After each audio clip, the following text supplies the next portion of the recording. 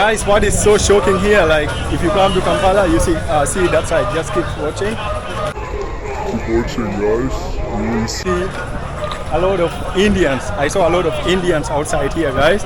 And what shocked me that most of the Indians who are here in Kampala City, guys, they own a big business. Like they own big shops for big sale, like shop for selling of electronics, especially devices, like most things related to electronics, guys. I saw Indians on it. And let's not forget, guys, you know all Indian, how good are they when it comes to pharmacy.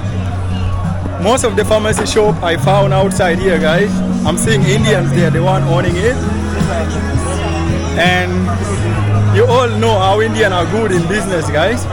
So don't think Indians are not here in Africa. See, in front of me, I'm going to show you some Indian people. They are foreigners. And I'm pretty sure they are from India, guys.